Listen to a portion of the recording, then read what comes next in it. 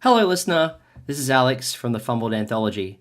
Liam, myself and our cast are very excited to share this playthrough with you, but it would be remiss of us not to inform you that this particular series contains depictions of sexual violence and domestic violence, so listener discretion is advised.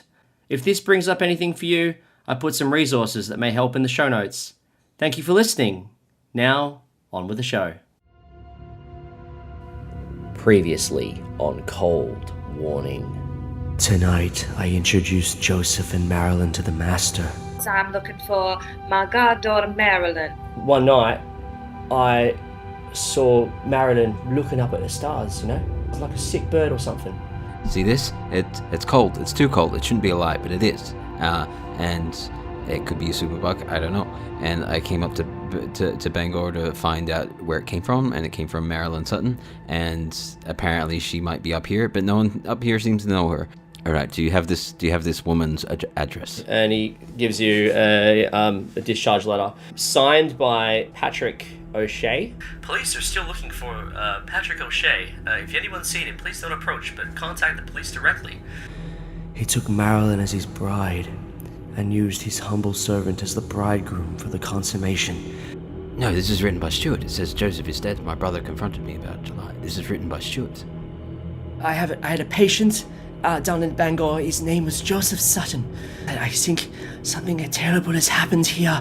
Just 2 red stars burning in the black sky above. She said she was gonna just read my palm or something, and then she touched my palm, and then...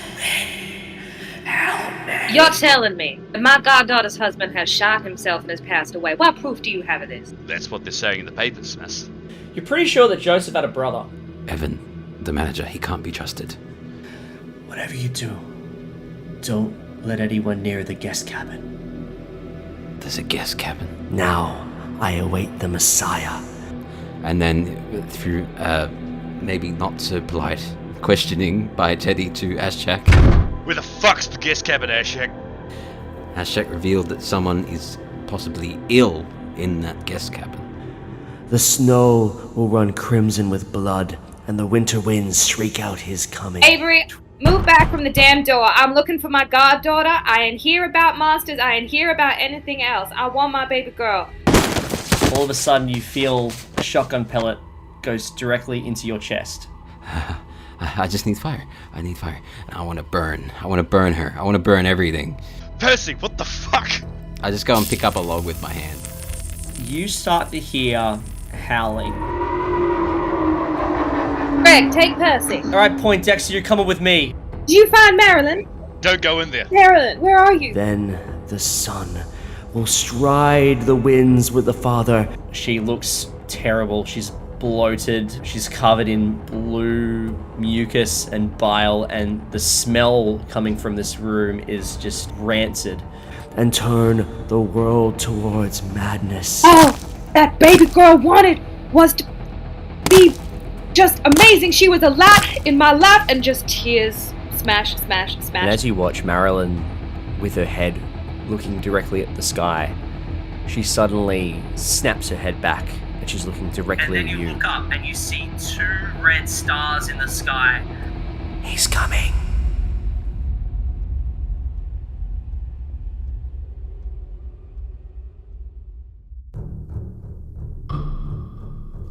The Fumbled Anthology presents Cold Warning.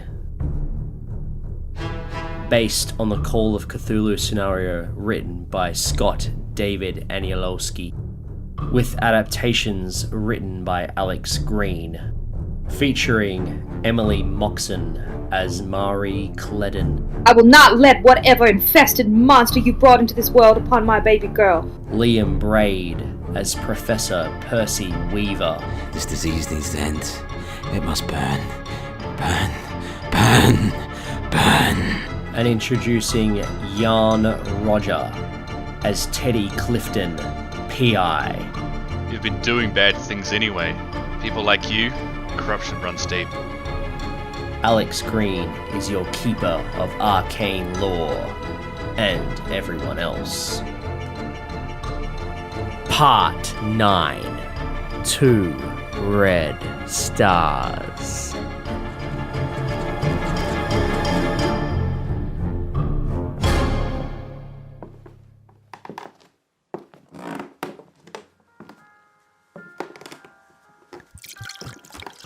So, why do you want to go to Hudson, Miss Fleur? Can I be honest with you? Of course. I had a vision. A terrible vision of a woman mauled by her lover. I know you're looking at me like that, but it's true. I saw a house in the woods that was on fire. I saw a child. I saw a vision of a child born from inhuman conditions, growing up to enslave humanity. I saw the world turning to ice. It was so vivid. Whatever happens, whatever will happen, I must stop it. I must stop it. Cancel my Toronto appearance. It will be done, madam.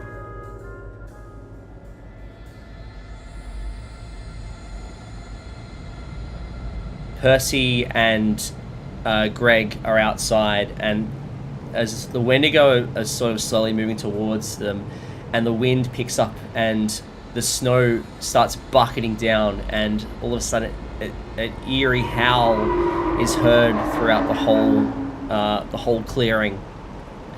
And suddenly, almost as if he's appeared out of the snow, but you see Evan Burke, the manager. Well, me and Greg probably do. I don't know about the other two. Oh, yeah. So Greg and Percy, you see him approach, almost as if he's come out of the snow, and he sort of looks at you. He looks at you both, and he's like, "What are you doing here?" We're here to trace contact trace this infection and to burn everyone infected by it. But these lovely bears here have volunteered to be burned.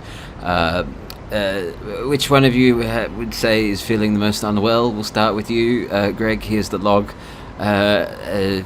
This one over here on my left looks quite a bit peaky. We'll burn you first. Step forward, chap. He just looks at you dumbfounded. Are you armed? I'm gonna need you to put that burning log down for me, son. Well, I mean, Greg's got a gun. Doesn't Greg have a gun? He does have a gun, yeah. You've got to the count of 3 to put that burning log down before I have to take matters in my own hands. How are you feeling, Mr. Burke? Evan, how are you feeling? And I've got my notebook out, and I'm like, any symptoms? Have you dropped the gun? Have you dropped the log? Because if you've got a notepad out and you're trying to get a notepad and you've got a log, what do you?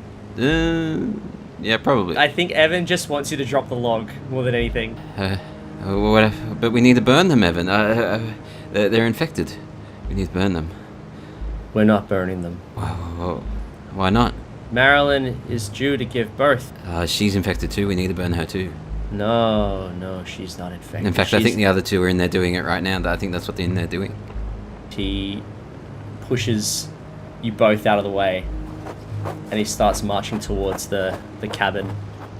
I would have tried grabbing Marilyn by the hand, like gently bringing her towards the fire, like the front room of the fire, so I could sort of get a beat on what's going on as well. But I don't know if she'd have a reaction to that. Teddy, Marie, Evans here. I don't know what he wants, but he thinks we shouldn't burn Marilyn. As you grab Marilyn screams, and she's like, "Ah! Don't touch me!" And he tries to pull her hand away from you. And as she screams, the Wendigos start moving, start howling, and they start getting antsed up. Greg, I think we should step inside. I would ignore her and just drag her to the front room. Give me a fighting brawl roll. Sounds like you're trying to do a maneuver. 27 with another hard success. Okay, so Marilyn is quite strong. So you try to pull her out, but she just is just not willing to go. You pull as hard as you can. You try and literally got both hands on her, dragging her out, but she will not budge. you notice a hairy figure approach the window, the back window that you crawled into, and it's a Wendigo, and it's like scrambling to get in, to get to Marilyn and to you. As you're doing that, Evan walks into the house and he sees Avery's lying on the floor. Me and Greg are coming back in and shutting the door, by the way. There is no door. Because I wanted to close the door last time and I couldn't. That's right, there is no door. We're stepping inside and turning around and seeing what Marie has done. Can I do a thing? Yeah, go for it. Okay. I'm gonna grab the knife that I have on my leg that I keep with me at any instance, just in case. Fine with this? Okay. Alrighty. And because I can't save Marilyn, I'm certainly not going to let whatever thing is in her belly out into this world. So I'm going to go and stab her belly. Okay. As you pick up the knife, Evan says, "What are you doing with that? Put that down." I will not let whatever infested monster you brought into this world upon my baby girl. What in the absolute disgusting hell have you done to her? I don't care. And drives forward with the knife. Marie, I think you should be using fire. Ooh, just a tip. Just a tip, if you want. Just a tip on killing your goddaughter. Fire, I believe, is the best course of action. Evan sees you walking into the back room with the knife in hand, rushing in. Where's Teddy at this point? Well, I've just been trying to drag Marilyn. The Wendigo's just appeared at the window. I'd release Marilyn and pull out the gun to try and shoot at the Wendigo. And then I hear people behind me, but like that's not the prime concern. Yeah, it might have to be Dex order here. Give me a spot hidden, Marie. That's success. That's a success. All right, cool. So you get to react to this. You hear a voice say, "Patrick, put her down." And then Greg Fallon aims his gun at you, and he's going to fire. So you have a chance to dive out of the way. Greg's pointing his gun at me now. Yes. But his name is Patrick. Dun dun dun. Dun dun dun. Are you going to try and dodge out of the way? Or you not going to give a fuck? Fuck it, I'm going to try and rush it. I'm going to try and get to Marilyn before he shoots me. I hope he's a terrible shot. He shoots you. Yeah, of course he does. Alright, you take 6 damage. But do I make it? That's the question. As you open the door, because Teddy Clifton's sort of in the way now.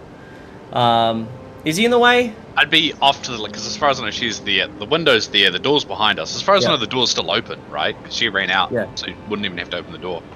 And I'd just be off to the side, and I'd be like trying to probably move towards the window to protect her from the Wendigo, because I'm still trying to keep her alive. So as you open the door, Marilyn's the first thing you see.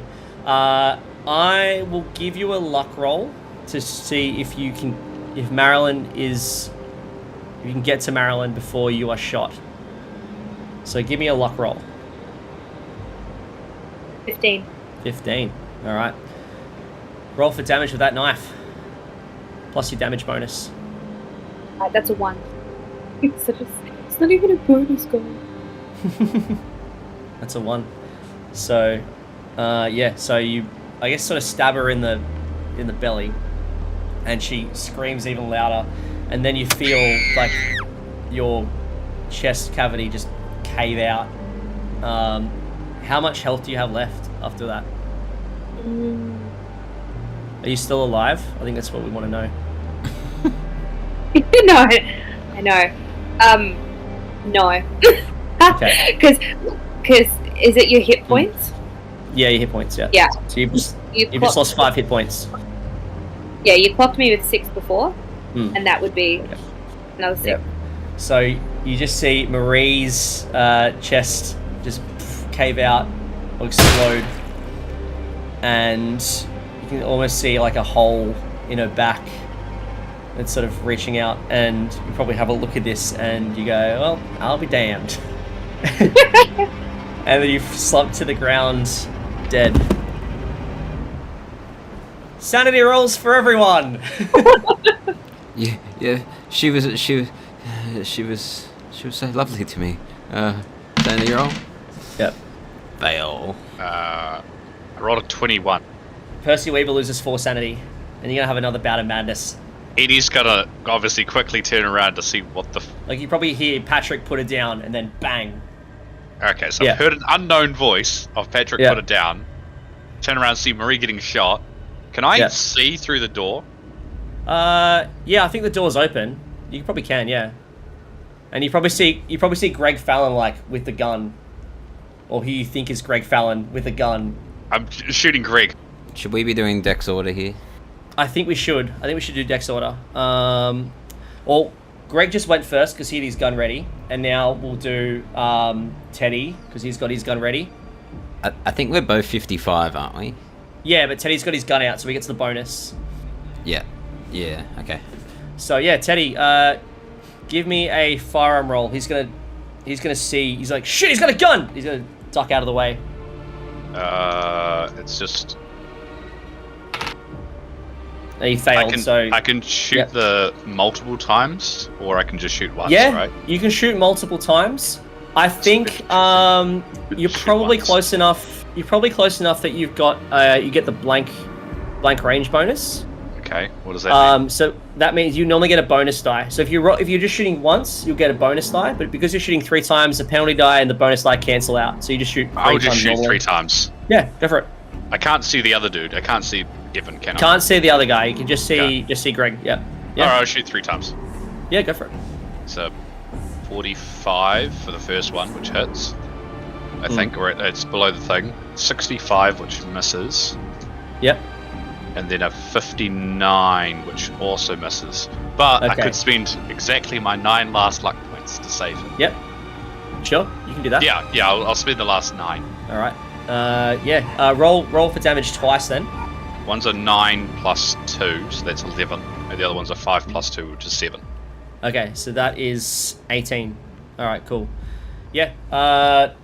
Narrate the scene. You shoot Patrick. Turning around, like, seeing Marie come through, stabbing Marilyn, who screams, getting shot in the back from hearing, and then turning around and seeing Greg with a gun, being like, "Oh shit, he's got a gun!" I'll just pull up my gun, just fire, bang, bang, bang 3 times, missing one, but catching him once, missing the second, and then just sort of catching the other one, just catching him in the chest as he falls down, and then I'll rush. I'll rush to the door to, like, have some cover and looking through the room. Sure. Okay.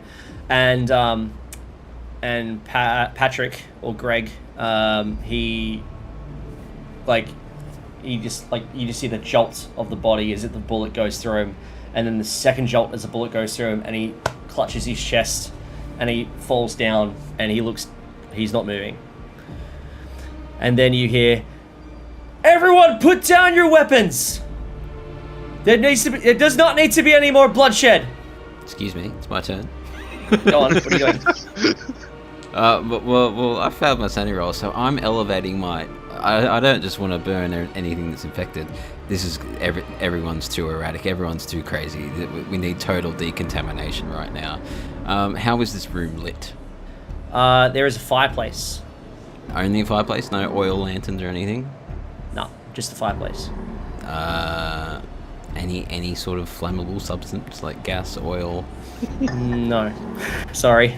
No. Alright, fuck it. Everyone's crazy, everyone's erratic. We need the total decontamination, so I go and pick up 2 logs from the fire, and I'm just burning the first thing I see, and like this... Like a person? You're gonna burn a person? Well, I need to burn everything. I just need to burn everything. I start throwing logs all over the room. So I throw I run over the fireplace for my turn, throw a couple of flaming logs just around the room randomly, and then pick up 2 and probably square up to burn Evan with it. And then... Yeah, okay. Alright. So are you going to take your turn actually hitting him, or are you just going to square up? Depends if you want to let me do that in the same turn. Yeah, I'll let you. He'll probably dodge. Yeah, so I'll narrate. So yeah, like in my mind, I'm like, this disease needs to be stopped now, and so I'm like, just fire. So I run over the fireplace. I throw maybe 2 or 3 logs just randomly around the room, pick up two and then not hit him, but like hold one of them to his like shoulder or whatever it is, or like so it burns. I'm not hitting him with it. I'm like trying to burn him with the. Oh, okay, yeah.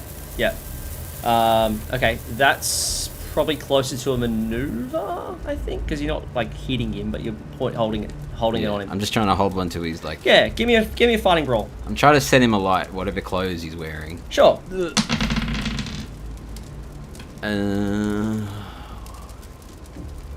Fuck it. I'm spending 20 luck. Go on. We need to stop this disease. 20 luck. All right. So so hopefully that's enough so he catches a light. Although I know you want to do a monologue. I don't think it catches a light because it's very hard to. It is very hard to. Well, then what am I spending 20 luck on?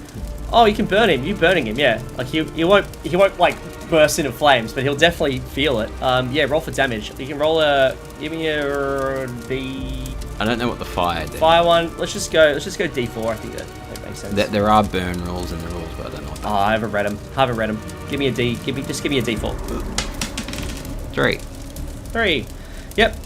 So you hold the. He's sort of like squirming, and you grab him and you start holding the burning log too. You need to burn.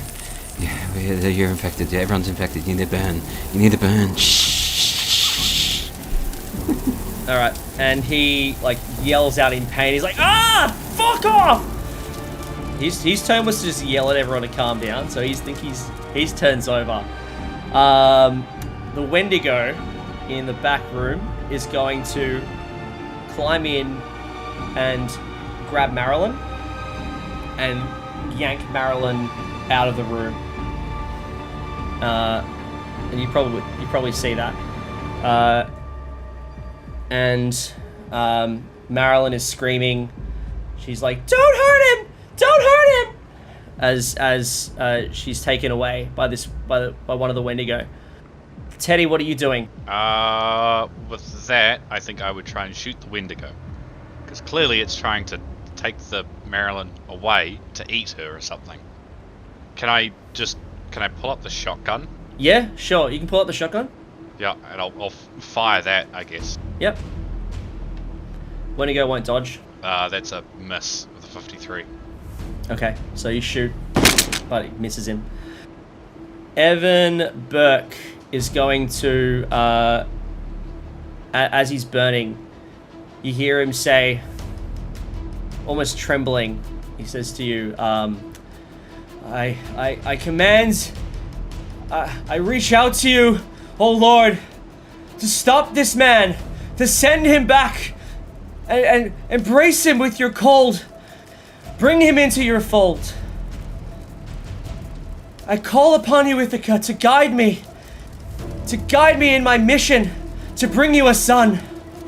And he stares you down. He's gonna let you burn him more. Oh, he's staring at me? He's just looking at you. He's locked eyes with you as he's saying this. And he's even sort of letting go of you. And he's just continues to like just start spouting nonsense like, Ithaca, I call upon you to smite this heathen and to bring your cold glory to this earth and take this man as your trophy. And he's looking at you. What do you want to do? Have any of the logs that I threw around the room starting to catch the building on fire? Yeah, they're starting to catch. Yeah, they're starting to catch. Alright, I'm just like, I'm just incensed and insane. I'm just like, this disease needs to end. It must burn. It must burn. And I'm just like eyes locked with him as well. And I'm just like staring at him and I'm just like, burn, burn, burn. Give me another damage roll. Alrighty. Number 3. Alright. Teddy, what are you doing? Do I see all this? With like poking my head back through to be like, what the fuck's going on? Well, I mean, you were shooting the Wendigo, but I think you probably hear someone raving. Like, probably 2 people raving. Yeah. I guess I'll have a look and see what the room's now on fire, or starting to catch fire. I'm like, what the fuck? You see me just stand there holding a flaming log at the Yeah. That's done. I will run over to the window and try and shoot at the Wendigo again, I guess. Yeah, okay. The Wendigo's probably is just pretty much carrying Marilyn like under one arm, and Marilyn's like yelling out, "Don't hurt him! Don't hurt him!" And as you're probably quite far away now, so I'll probably need a penalty die on your shotgun. Oh. Can I, like, I guess follow it outside? Yeah. I guess, like, try and climb through that window and then chase after it to get closer to try and shoot it. Are there many other Wendigo out this way? You do see like 3 or so Wendigo sort of like converging on your position, but they're still far enough away that they're not like in striking distance or anything, but they're starting to come towards you. They're coming towards the house. Okay, I think Marilyn's not going to have a good thing, so they're going to do the humane thing and just... I'm going to aim for her. I think either way, you're that far away that it's going to be a penalty die. Penalty die? Yeah. That's bad. I rolled a 23 and a 43, so that's going to miss. So it's a 43. Yeah, okay. So you shoot again, bang, and it misses. Give me an idea roll. No, that's bad. 60. No, I think it's fine. I think as you probably only caught a glimpse of Evan, but I think it was enough. You take your mind back to when you were in Joseph and Marilyn's apartment, and you saw the photo on the wall of Joseph and Stuart sitting next to each other, hand in hand, arm in arm, and you remember taking that photo, but I don't think you ever looked at the photo. Or at least you didn't mention you looked at the photo while you were at the lodge. But your mind just, for some reason, takes you back to that photo. Maybe it's because when you were in the car with Ashak, and he was talking about people having fake names at this lodge. His boss was a good guy, in quotation marks, but you had a sense that something was up. I think at that point, that's when the penny drops. And you realize that the man who was fighting Percy was not Evan Burke, but it was in fact Stuart Sutton. You have this thought, and it's probably something that's irking you. Did you fail your intelligence roll, or did you pass? Failed, unfortunately. Okay, I think the fact that you didn't pick up on that, great private investigator, should have probably figured this out earlier. Like, I think you probably lose a sanity, it's that point of sanity, as you realise that maybe this person's got the better of you. Meanwhile, as Percy is holding this burning log, this like ember, basically an ember to Stuart Sutton's body, I'm gonna need you to give me a power roll, Percy. A power roll, so I'm not smited. Yeah, power roll. So I don't get smited by a god. And you're gonna need an extreme success. A what? An extreme? Yeah. Can I push it? It's an opposed roll, you cannot push it. Nah, it's just a normal success. Okay. You suddenly, as you're burning, you hear a wild shriek almost coming from inside of you. And it fills you with intense fear. So much fear that you probably drop the ember in your hand, and you're just completely shaking with fear. You step back, and the man in front of you continues to smite you, and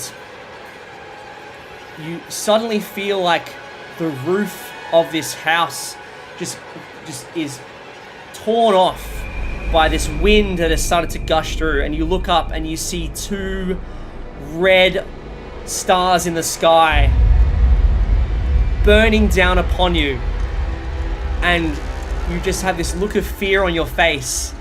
And as you look at you sort of look down at your hands, and you start to notice that there's ice forming on your hands, and it's almost as if this cold is coming from inside of you, and you all of a sudden you can't move your legs. You're frozen solid, you're just frozen in fear as this intense cold burn just permeates through your whole body. You see a hand, your right hand, turn completely frozen to ice. You see your left hand turn completely frozen to ice, and then the look of horror on your face as the man in front of you smiles and almost cackles at you as your vision blurs and goes red and then goes blue and then goes black. And if anyone else was in the room looking at you, they would just see Percy Weaver Nice. trapped in ice, completely immobilized, like blood vessels popped, and just. Am I conscious or am I dead? No, you're dead. You are dead, my friend. My last thought was of the fact that, well, I never told anyone this, but my last thought was during the Spanish flu. The reason I'm so adamant of cleansing diseases, I came home and my wife had the flu and I ran. And my last thought is how I abandoned her and it didn't matter. Oh. Okay, so the Wendigo are quite fast. They start to get further and further away from you, and they're running through the snow. You probably lose sight of them, but you can the footprints in the snow. They're quite obvious. They're trudging through, so you can track them pretty easily. You won't need a track roll. Would I be able to, on the way, try and find a piece of wood or something and rip off, something, and just to make a torch for light? Because I imagine, I'll need to follow my way through, and that way at least I've got some sort of flame, which I know they don't like. Yep, I think so. I think you can do that. Manage that pretty easily. Yeah. But you eventually come across a giant mound of snow that is in a clearing, and you see at the top of this clearing you see some Wendigo that have gathered. When you arrive, as you're arriving, the wind picks up again, and the snow starts to bucket down a little bit, but I don't think it stops you. If anything, it makes you more determined to get to this mound. When you arrive at this mound, you see two people. One is wearing a jacket. It looks like the same jacket that Evan was wearing. The other one is Hewitt, and as you approach closer, you see there's a large bundle of sticks that have been gathered, and they're sort of placed almost like a bed on the top of this mound, and Marilyn Sutton is lying there, and she's screaming in pain. And Hewitt is there, and Hewitt's holding her hand, and she's like, "It's okay. It's okay. The baby's coming. The baby's coming. The pain will be over soon." And Stuart is there, and he's looking. He's sort of looking nervous anticipation. The Wendigo have gone, by the way. It's just those two now, and Marilyn. Is there anything you want to do? I draw my pistol and obviously approach. So just call that. Don't move. I've got the torch as well in one hand, the pistol in the other, so very much can clearly see that I'm holding a gun at them. And Hewitt probably speaks up first, and she says, No, please don't. She's having her baby. Please. What are you doing? Put the gun down. And it's okay, Marilyn. It's okay. The baby's coming. And Marilyn starts to breathe heavily, and she's panting and she's sweating, and she starts to reach in pain. And Stuart says to you, "The baby's on its way. Don't hurt her." Apparently this infection could be worse than the Spanish flu or something.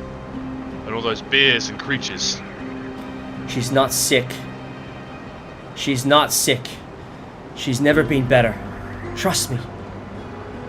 And here it is like, please don't. And I think at this point, are you going to put the gun away? Or are you going to advance closer? I'd advance. Yeah, I don't trust these people. Yeah, okay. At that point, Stuart pulls out a pistol and he aims it. I'd try and shoot at him. Yeah? Yeah, as soon as he pulls out a gun, I'm shooting him. Alright. Give me a firearm roll. If only I had 3 luck. Did you miss? Yeah, I missed. Okay. You miss. Like it sort of glances by and he sort of stops for a bit and then he pulls it out again and he points it at you and he says, If I die, then all the Wendigo that live in this forest will no longer be bound to me. They'll no longer be able to do my bidding.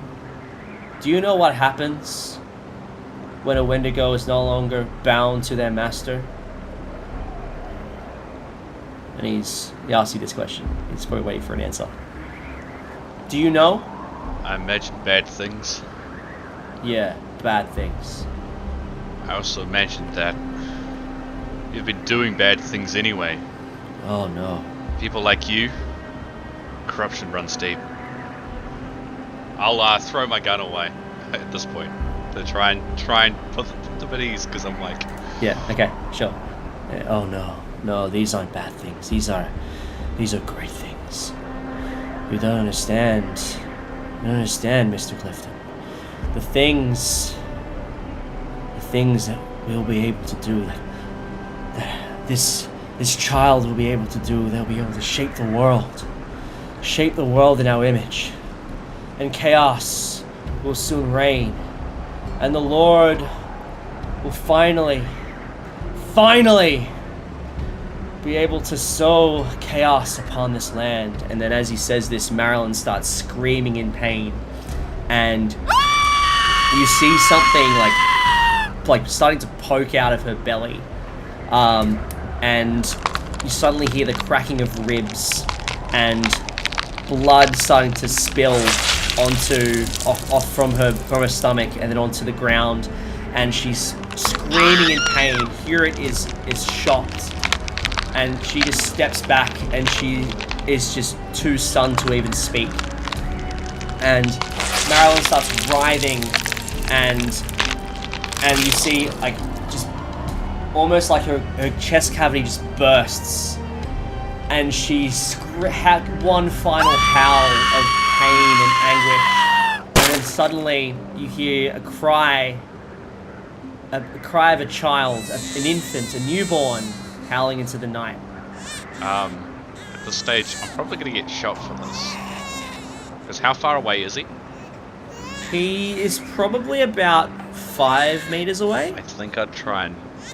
I think whatever you do, you tell me what you want to try to do, but I think at this point, if you want to do anything except stand there in horror, I'm going to need a sanity roll. Because you've just witnessed a pretty traumatic event. Yep. It's 62, so that's a failure, which is fair. This is the one to fail. You lose 4 sanity. Okay.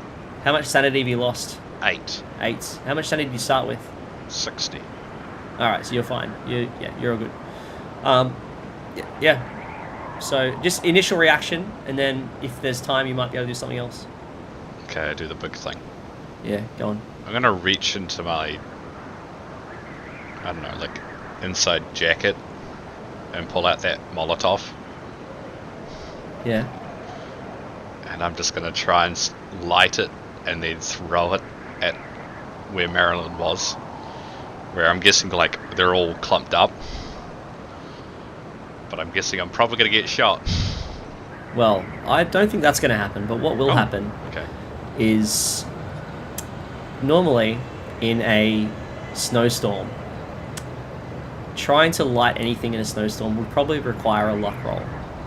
But you don't have any luck, do you? No. So you take the Zippo. I don't think they're looking... I think Stuart is too preoccupied with his birth to notice what you're doing, but I think you get the Zippo out and you start flicking and flicking and flicking and flicking, and you're frantically flicking the torch. Right. Yeah. Yeah. Okay. Yeah, and you're trying to get this thing to light, and it probably catches, but the wind instantly snuffs out this thing, and you're probably not able to get the because as M, not Marie, but M said that torches tend to go out pretty easily, and it does not catch. But Stuart isn't looking at you; he's looking at this baby, and his face starts. This is like this excitement, this triumph that his plan has finally come to fruition, and then he picks up, and then it becomes like surprise and shock as the baby cries out, and he goes towards Marilyn. He picks up the baby, and it's just like a normal human boy. It's just a normal looking baby, and he's just like this instant confusion just washes over his face, and then this confusion leads to anger, and he's like, what the fuck is this? And this baby's like crying. You were supposed to be a demigod. It's just a human. The fuck? 9 months. I worked on this for 9 months. I killed my own family for this. It's just a boy.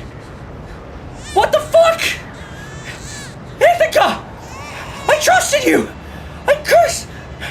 Fuck you, Ithaca! I curse you. I curse your name.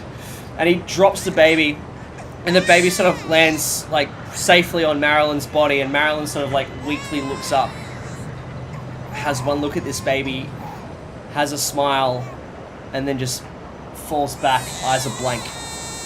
Hewitt is shocked. Meanwhile, Stuart Sutton is raving about Ithaca, and like, curse you, I hate you. And then all of a sudden, the wind howls and picks up, and the snow starts to bucket down, and thunder starts boiling overhead. And Hewitt is standing up, and she's just shocked at what's going on. And Teddy, I'm going to give you a chance here. Give me an intelligence roll.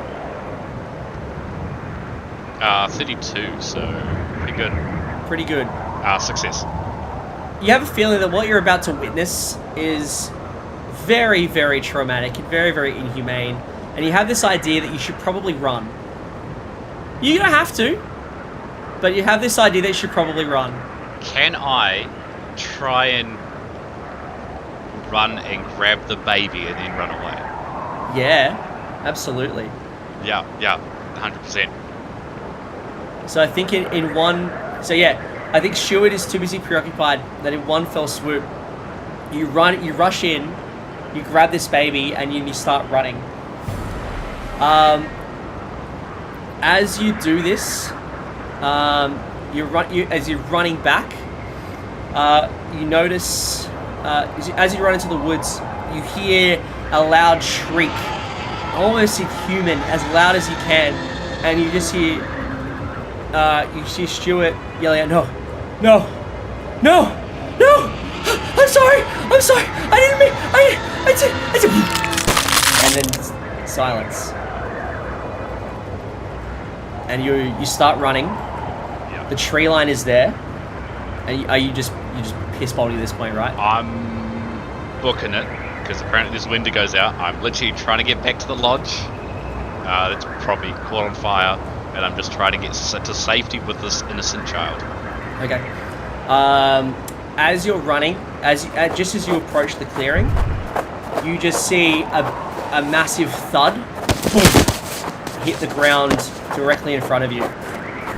Maybe like a meter to the right. So you can probably run past it. It's the mangled corpse of Stuart Sutton. He has basically fallen. It's almost as if he's fallen from a great height. But yeah, you just ignore it and you keep running. And you hit the tree line and you're running through the trees. And as you're running, you start hearing these footsteps, these massive footsteps from behind, and they get louder and louder. Are you going to keep running? Yes. Just trying to get to that probably burning lodge. Yep.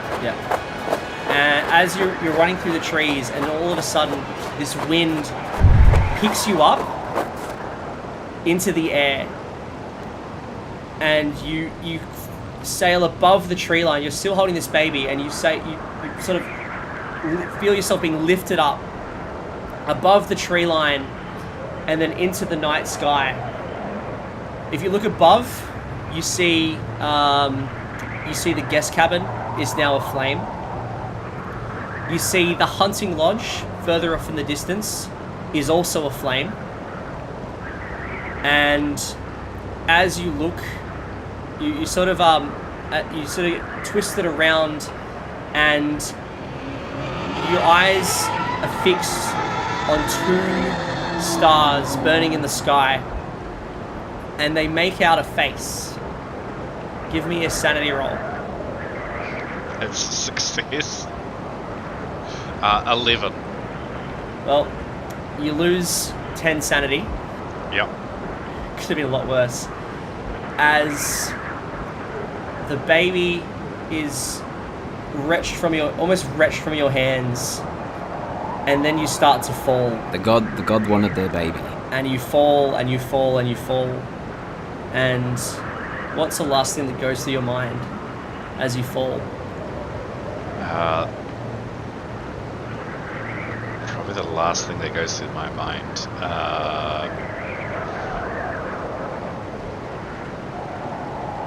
Yeah, probably like, I should never take this fucking job.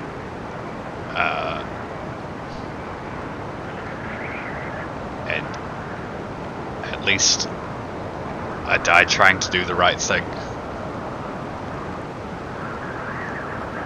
You see the trees come into your periphery, Yep. and then nothing.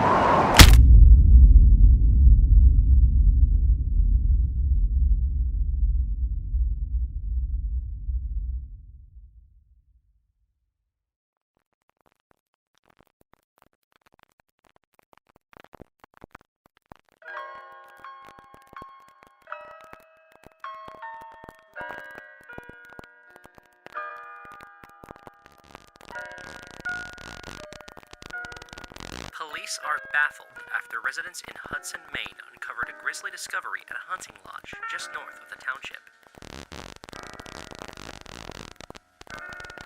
Appeared to have been frozen solid due to the conditions over the past few days. The manager,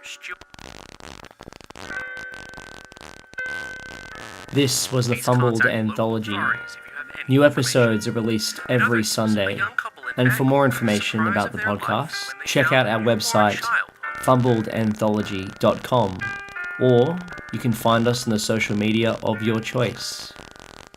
Until next time. However, the couple intend to adopt the baby if the biological parents are not discovered.